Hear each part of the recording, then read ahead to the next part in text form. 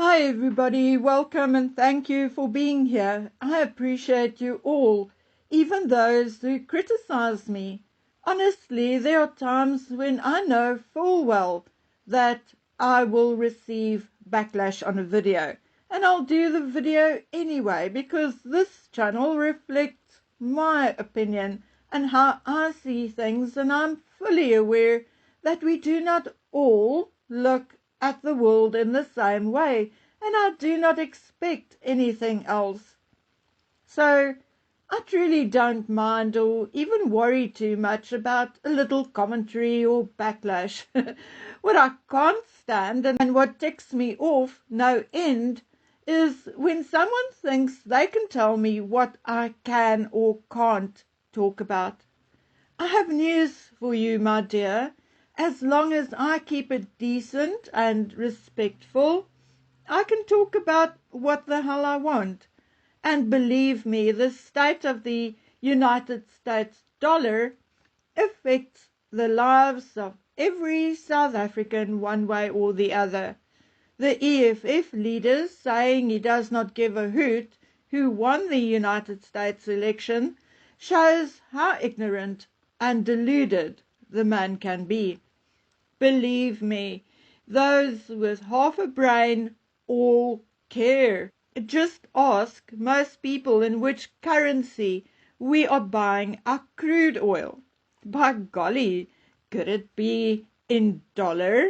And that will remain so until or unless plans proceed for a BRICS currency. And in my opinion, we'll likely still buy crude oil in dollar for the next 50 years or more. Anyway, I'm so impressed with William's Earthshot visit. Other than the actual awards themselves, William has also awarded funds and cash injections into a few other worthwhile endeavors.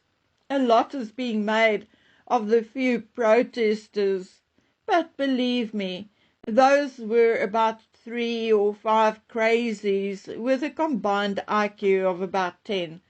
Really, the one woman did not even know that South Africa became a republic in 1961. I saw the video from 2 angles and I could only see about 3 people, but let's say there were 5, just to leave a margin for error.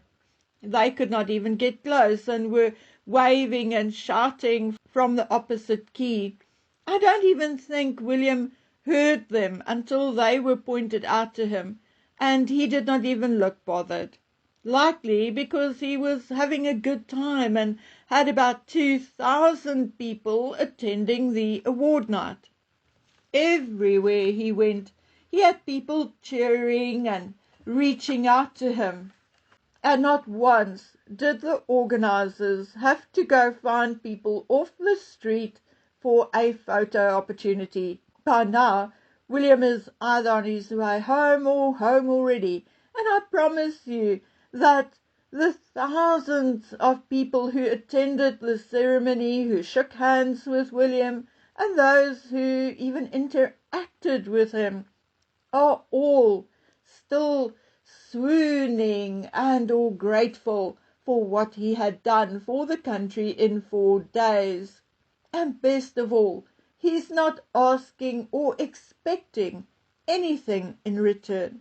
Now that is true charity, decency, and pure intentions. And everyone I heard from had only good things to say. So forget about the few brain-dead people. They truly and likely do not even know why William was in the country.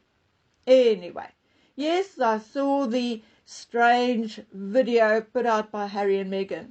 Well, it's the first joint appearance since Colombia, I think. So Harry and Meghan made this video at their home in Montecito for the inaugural United Nations Global Ministerial Conference on Ending Violence Against Children, which took place in Bogota, Colombia. We are used to videos of the couple being a little, shall we say, off, but this was a lot off, if you ask me.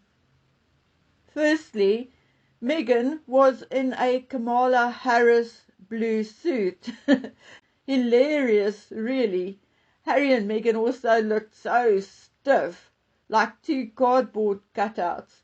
She did not look at him once, and when he looked at her, it looked as if he was smelling something very foul.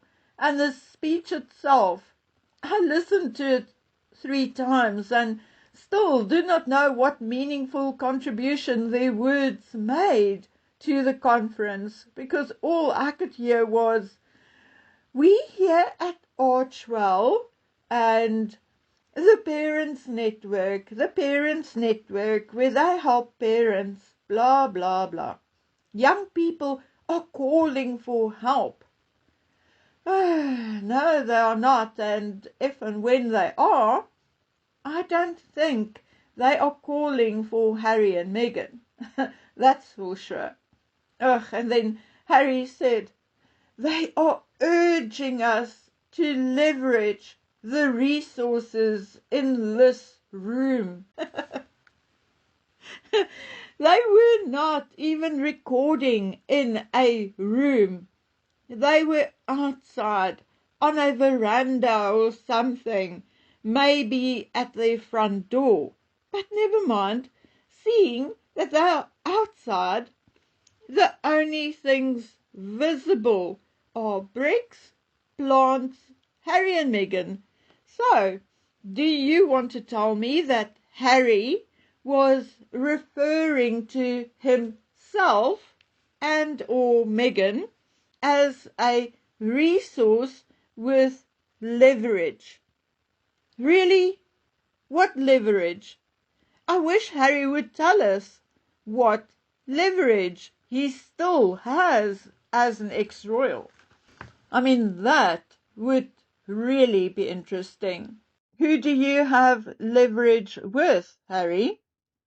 I mean, I don't know what to say about this. I always thought that at the very least Harry had a good voice, but this new deep voice with which he is trying to sound holier than thou irritates the living daylights out of me. Thank goodness the conference was held the 7th and 8th of November, today and yesterday, because I'm sure Meghan and Harry would have loved to release the video while William was in South Africa. But shame, it did not work out for them, did it? Shame. And among all their woes, they now have to pack up and leave America at some point. Remember, Meghan said she will not live in the United States with Donald Trump as president.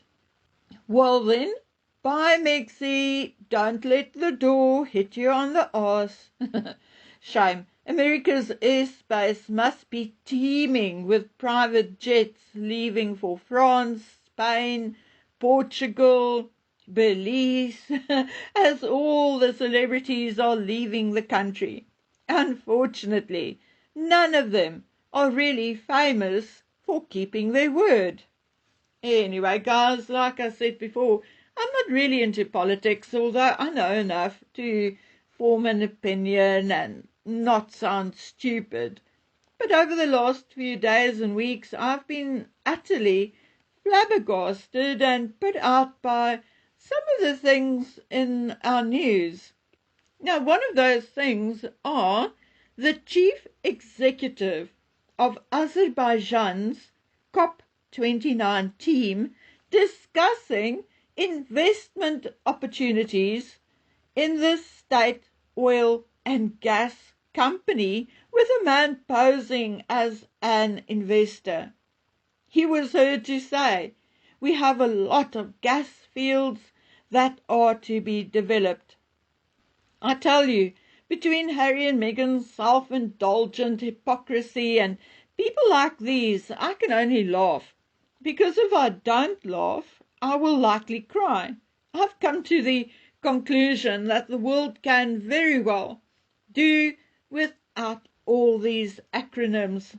It's starting to sound more and more to me like money-making rackets and excuses for free holidays. Anyway, guys, I want to go. Today anxiously awaiting the jury's decision on the Delphi case. Due to the time difference, it would or may only come at about 7-8 p.m. our time tonight. If we are lucky, I do believe they will come up with a decision today still, because I do not think they would like to be sequestered over the weekend. So I do believe we'll get the verdict today. Anyway, so let me go do my chores so I can be ready to watch and listen. Anyway, guys, so until we meet again on the next one, please take good care of yourselves. Bye.